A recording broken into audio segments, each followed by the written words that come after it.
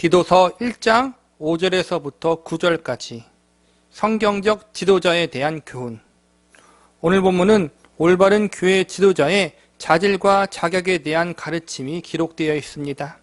한 공동체의 성장은 지도력과 매우 깊은 관계가 있습니다. 기독교 역사를 보면 지도자에 대한 두 가지 극단적 모습이 있어 왔습니다. 하나는 지도력을 너무 강조한 나머지 지도자가 왕처럼 군림하는 경우가 있었고, 또 하나의 극단적인 경우는 제왕적 지도자, 절대 권력을 쥐고 있는 지도자에 대한 반발로 제도적 지도자를 전혀 인정하지 않는 경우입니다. 군림하는 지도자나 지도자를 인정하지 않는 경우나 모두가 올바르지 못한 태도입니다. 성경은 이 두 가지 양극단의 지도자상을 피하고 균형 있고 건강한 지도자상을 가져야 한다고 우리에게 가르치고 있습니다. 오늘 우리가 배우게 될 본문에서는 사도 바울이 디도에게 그레데 섬에 있는 교회에 지도자들을 세워야 한다고 가르치면서 어떠한 사람들을 교회의 지도자로 세우는 것이 하나님 보시기에 합당한지에 대해서 알려주고 있습니다. 사도 바울이 디도에게 주는 권면을 통해서 나타난 참된 지도자상은 인격과 기능이 균형 잡힌 사람이어야 한다는 것입니다. 특별히 본문에는 당시 초대교회에서 영적인 지도자들을 부를 때 사용했던 두 가지 호칭이 나오고 있는데, 하나는 장로이고 하나는 감독입니다. 5절에 보면 장로라는 호칭이 나오고 7절에 보면 감독이라는 호칭이 나옵니다. 장로와 감독은 서로 다른 직분에 대한 호칭이 아닙니다.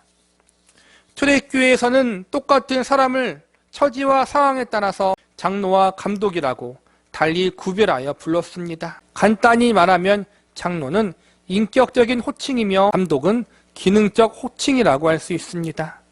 신앙의 공동체 안에 영적 지도자가 있는데 이 지도자를 장로라고 부르기도 하고 감독이라고 부르기도 했다는 것입니다. 쉽게 말하면 목사를 가리켜 목회자라고 부르기도 하고 사역자라고 부르기도 하고 교역자라고 부르기도 하는 것과 같은 것입니다. 장로라는 호칭 속에는 지도자가 교회 안에서 많은 사람들에게 존경과 신뢰를 얻고 인격적으로 성숙해야 한다는 의미가 담겨져 있습니다. 감독이라는 호칭 속에는 교회를 잘 다스리며 구성원 한 사람 한 사람을 말씀으로 잘 돌보고 사랑으로 가르치며 지도하는 일을 감당한다는 의미가 담겨져 있습니다. 장로와 감독이라는 지도자의 호칭 속에는 이처럼 많은 사람들에게 존경과 신뢰를 얻는 인격적 지도자, 많은 사람들을 바르게 돌보고 지도하며 가르치는 실력 있는 지도자라는 의미가 담겨져 있는 것입니다. 교회의 지도자를 향하여 성도들의 인격적인 존경심에서 부를 때에는 장로라고 불렀고, 또 그들이 행하는 기능적인 사역에 초점을 맞추어 부를 때에는 감독이라고 부를 수 있는 것입니다.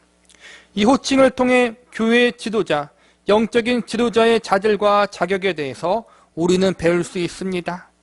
교회의 지도자가 되기 위해서 가져야 할 자질과 자격이 있는데, 그것은 바로 인격적인 요소와 기능적인 요소가 있다는 것입니다. 능력이 뛰어나고 기술이 탁월한데 그 사람이 인격적으로 성품적으로 올바르지 못한다면 그 사람은 교회의 지도자로서 세워질 수 없다는 것입니다. 반대로 인격적으로 성품적으로 올바르지만 교회를 다스리고 교회를 지도하는 능력이 너무 부족하면 그건 역시 교회의 지도자로서 세워지기 힘들다는 것입니다. 영적인 지도자들은 성도들을 충분히 품을 수 있는 인격과 그들을 말씀으로 지도하고 다스릴 수 있는 능력과 실력을 두루 갖추고 있어야 한다는 것입니다. 물론 완벽한 사람, 완전한 사람만이 지도자가 될 수 있다는 말이 아닙니다. 다방면으로 뛰어난 사람을 지도자로 세우라는 말이 아닙니다. 하나님의 사역을 감당함에 있어서 인격적으로 결정적인 흠이 있거나 능력이나 지혜가 다른 이들보다 현저하게 뒤떨어지는 사람을 세우지 말라는 것으로 우리는 받아들여야 할 것입니다. 결정적인 흠이나 결정적인 문제가 있는 사람이 교회를 이끌어 가서는 안 된다는 말로 이해할 수 있습니다. 이것은 비단 목사에게만 적용되는 이야기가 아닐 것입니다.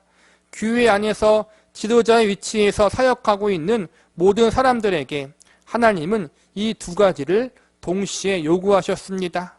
완벽하지는 않지만 성도들이 인격적으로 지혜와 능력적인 면에서 하나님이 맡겨주신 소명의 자리를 열심을 내어 잘 감당할 수 있는 사람이 되기를 원하신다는 것입니다. 교회의 중요한 지도자들, 기관장들과 부서장들, 그리고 직분자들이 이러한 성경적 원리에 따라서 합당한 사람들로 세워지는 것이 매우 중요합니다.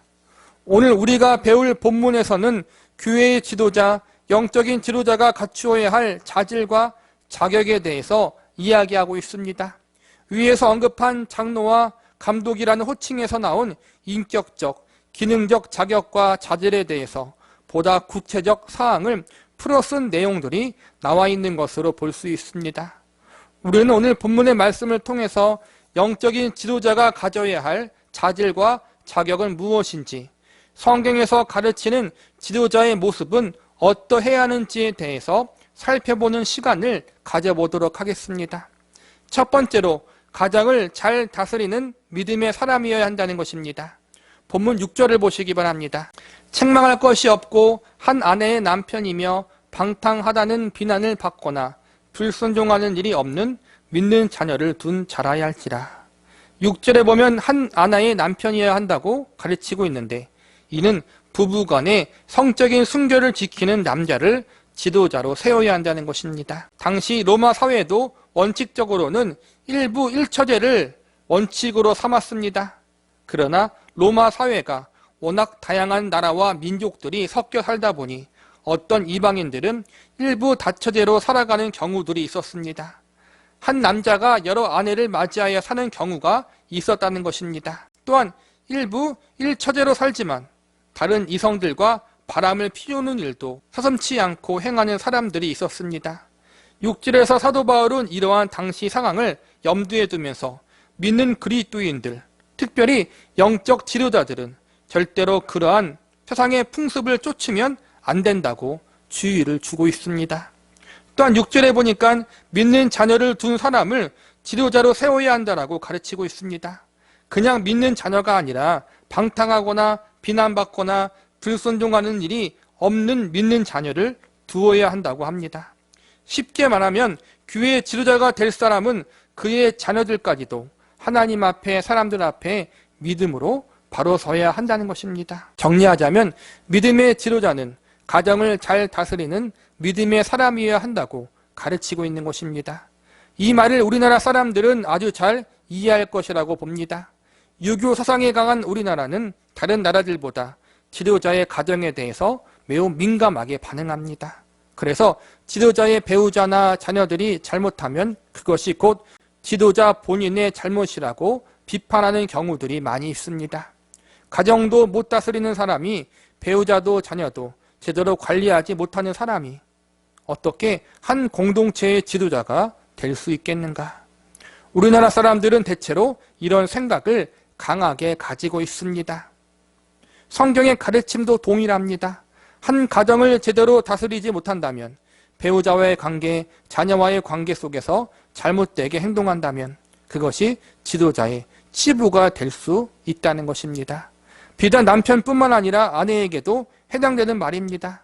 믿음의 어머니가 되어서 가정을 평안케 하고 자녀들을 믿음으로 올바르게 양육한 사람이 믿음의 지도자의 직무를 잘 감당할 수가 있는 것입니다.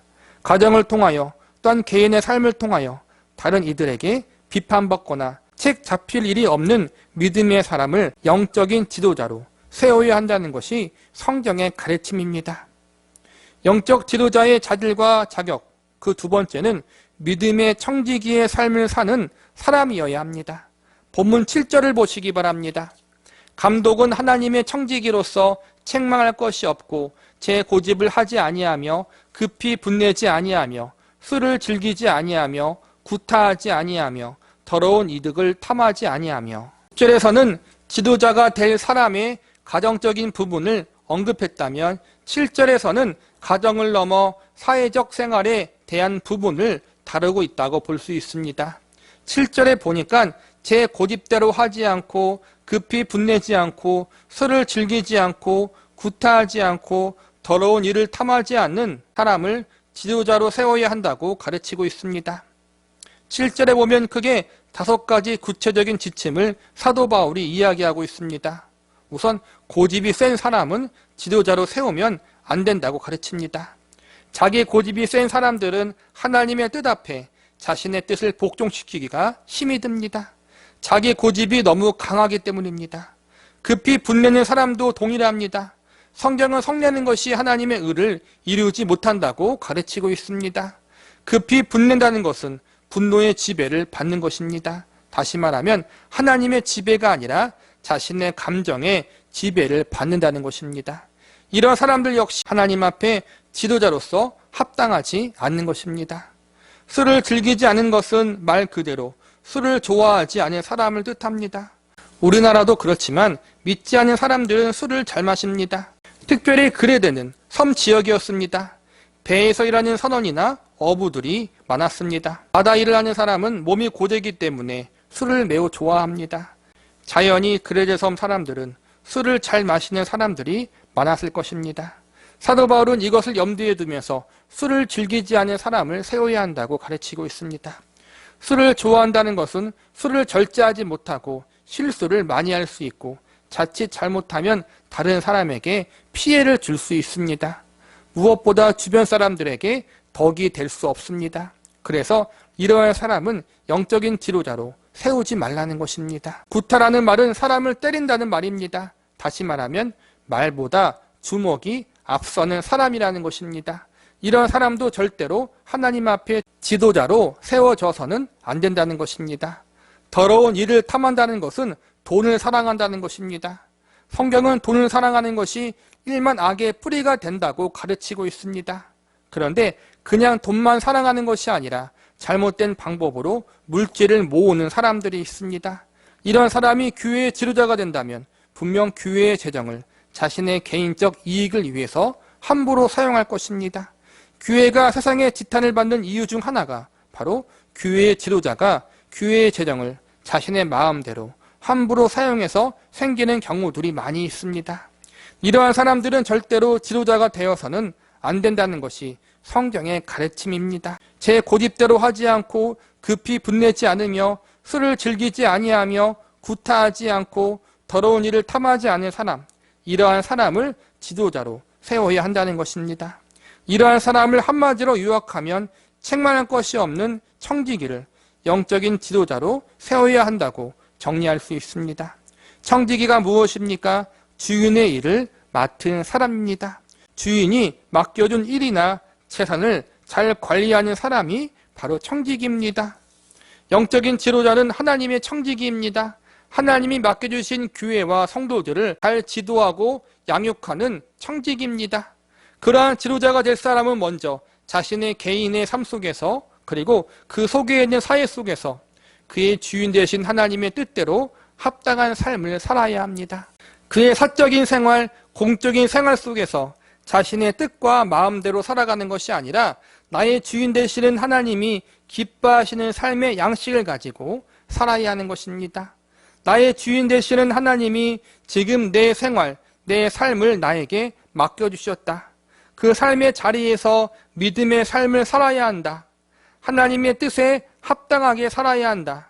이러한 청지기의 삶을 사는 사람이 하나님의 교회의 지도자로 세워져야 한다는 것입니다. 세 번째로 인격과 성품이 올바른 사람이어야 한다는 것입니다. 본문 8절을 보시기 바랍니다. 오직 나그네를 대접하며 선행을 좋아하며 신중하며 의로우며 거룩하며 절제하며. 나그네를 대접하라는 말은 크게 두 가지 상황이 있습니다. 하나는 자신의 나라에 거류하고 있는 외국인들, 가난한 이민자들, 어려운 이방인들을 함부로 대하지 말고 긍휼히 여기라는 것입니다. 이것은 구약의 율법에 나온 말씀입니다. 또 하나는 말씀을 가르치고 전하는 순회 전도자들을 잘 대접하라는 것입니다. 초대교회에서는 목회자가 부족했기 때문에 여러 도시와 마을을 순례하면서 그곳에 있는 교회와 성도들을 가르치는 사역자들이 있었습니다. 이러한 사역자들이 만약 자신이 속해 있는 지역교회에 방문하게 된다면 그 사역자들이 머물 수 있는 곳을 제공해주고 먹을 것을 공급해주는 사람들이 반드시 필요했습니다.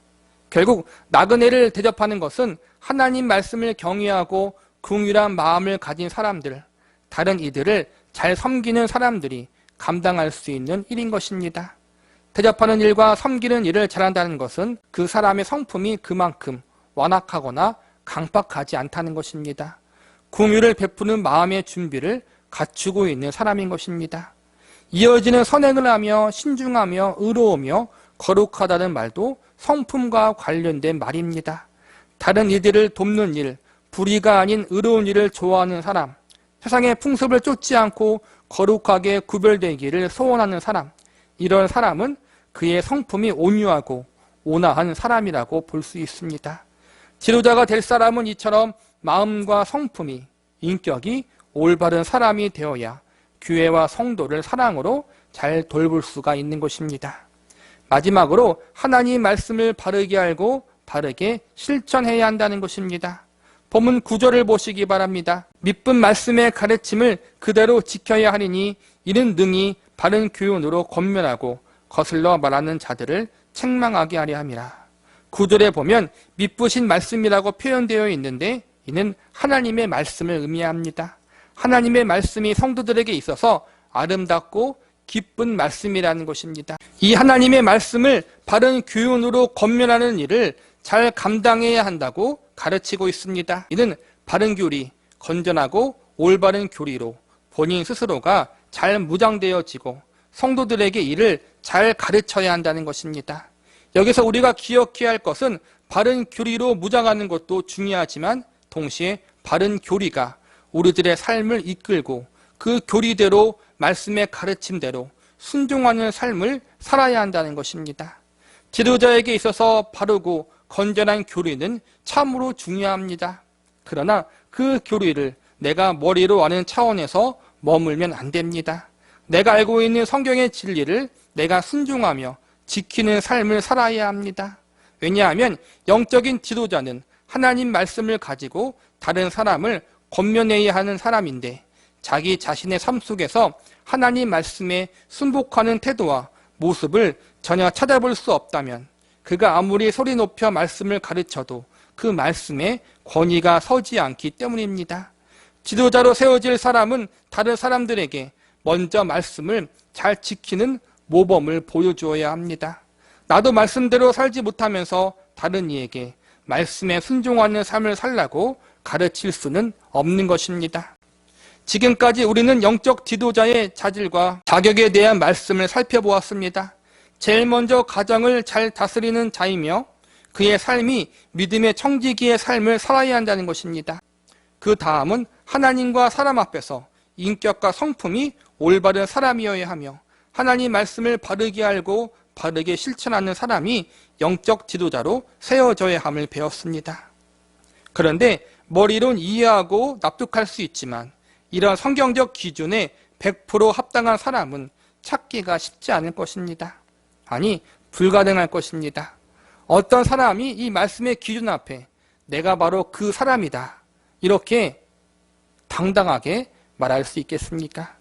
그러나 완벽한 사람, 완전히 이 기준에 부합한 사람을 세울 수는 없지만 우리가 이러한 성경적 기준과 원리가 있다는 사실을 늘 기억하면서 이러한 성경적 기준과 원리에 그래도 가장 부합한 사람이 영적인 지도자로 세워질 수 있기를 위해서 기도해야 할 것입니다.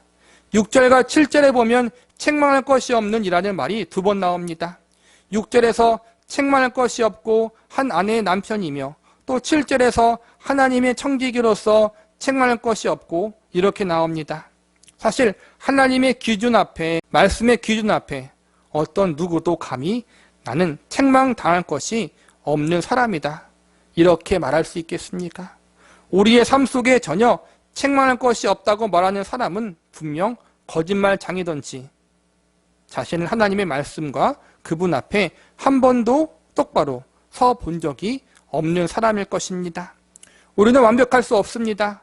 우리들의 삶 속에는 분명히 책망받을 것들이 존재합니다.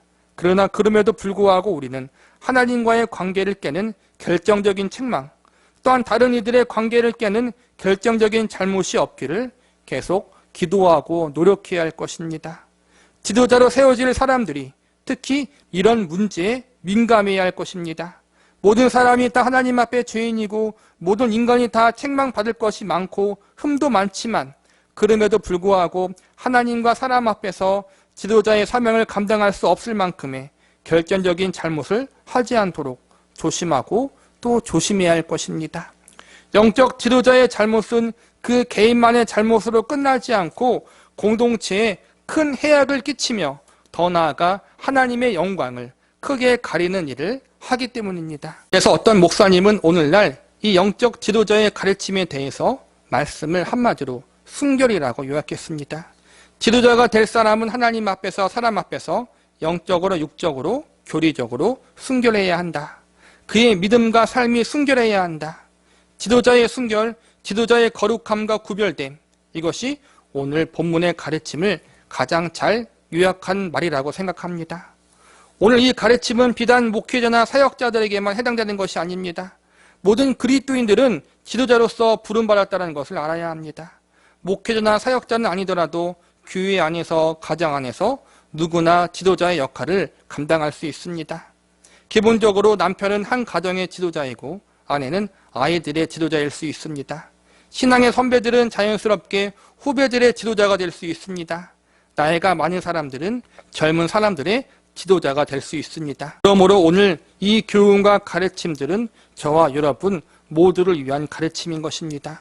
저와 여러분 모두가 성경적 원리와 기준에 합당한 지도자가 되기를 힘쓰고 애쓰고 소망하며 하나님의 도우심을 간절히 구하시기 바랍니다. 비록 완벽하지는 않지만 우리가 가정 속에서 믿음의 사람으로 우뚝 설 수 있도록, 삶 속에서 믿음의 청지기의 사명을 온전히 감당할 수 있도록 우리의 성품과 인품이 주님을 닮아가는 그러한 인격의 사람들이 될 수 있도록 하나님 말씀을 바르게 알고 실천할 수 있는 그러한 진리의 사람이 될 수 있도록 기대하고 소망하고 하나님의 도우심을 구할 수 있는 사람들이 되기를 바랍니다. 어차피 우리가 죽을 때까지 신앙생활을 한다면, 하나님을 믿어야 한다면, 그리스도인으로 살아야 한다면 그냥 교회에만 왔다 갔다 하는 것으로 내 신앙생활이 끝나기에는 너무 억울하지 않겠습니까? 이왕 신앙생활을 한다면, 이왕 하나님을 믿는다면 그래도 다른 사람을 돌보고 섬기고 올바르게 이끌고 기도할 수 있는 사람 되기를 소망해야 하지 않겠습니까? 더욱 그것이 하나님의 뜻이고 우리에게 주어진 소망이라면 더욱 그렇게 되기를 기대하고 기도해야 하지 않겠습니까? 우리 가정 안에서, 우리 구역과 기관 안에서, 우리 교회 안에서 순결한 영적 지도자, 하나님이 기뻐하시고 하나님 보시기에 합당한 선한 믿음의 지도자가 되기를 갈망하고 기대하고 기도하시기 바랍니다. 이를 위해서 열심을 내시기 바랍니다. 이를 위한 거룩한 열망을 가져보시기 바랍니다. 목사만, 사역자만 지도자가 아닙니다. 모든 그리스도인들은 영적으로 장성한 사람이 되어야 합니다.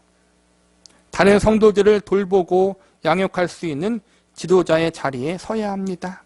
한 교회의 건강함은 그 교회에 얼마나 많은 평신도 지도자가 바로 서 있느냐, 이러한 사실과 관련이 있습니다. 그러니 오늘 본문의 말씀이, 오늘 본문에 언급된 지도자에 대한 교훈과 가르침이 바로 저와 여러분 모두에게 적용되고 해당된다는 사실을 명심하시면서 우리의 믿음의 지경이, 기도와 소원의 지경을 넓혀보시기 바랍니다.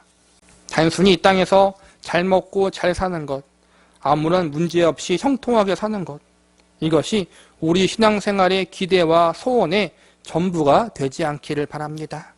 내가 하나님이 기뻐하는 성숙한 지도자가 되게 해달라고, 그러한 지도자로 우리를 성장시켜달라고 기도해 보시기 바랍니다. 예수님을 믿은 지 얼마나 되셨습니까?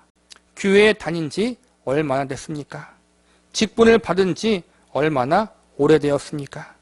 언제까지 우리가 다른 사람들에게 신앙적으로 선한 영향력을 끼치지 못하고 혼자만의 신앙을 유지하느냐 허우적거리며 사는 삶을 사시겠습니까? 삶을 마감하는 시점에 다다랐을 때 부족한 대로 나도 하나의 작은 지도자가 되어 내 주변의 사람들에게 영적인 선한 영향력을 끼치며 살았다고 고백할 수 있는 삶을 소망해야 하지 않겠습니까? 나이와 신앙의 연수만 많아지는 것으로 내 인생, 내 신앙을 허비하지 마시기 바랍니다. 그만큼 다른 사람들로부터 인격적으로 존경과 신뢰를 얻을 수 있는 진정한 의미에서의 장로가 되게 하시고 주께서 맡기신 영혼들을 잘 양육하고 돌보는 감독이 되게 해달라고 그러한 거룩한 소망을 품고 기도해 보시기 바랍니다. 비록 부족하지만 나를 연단시키시고 훈련하심으로 나를 다듬어 가시고 그 모습을 통해 나를 작은 지도자로 쓰셔서 나를 통해 내 주변 사람들이 또 다른 믿음의 사람으로 세워질 것을 기대하시기 바랍니다. 저와 여러분이 모두 이러한 하나님의 축복의 도구와 통로로 쓰임받기를 간절히 기도합니다.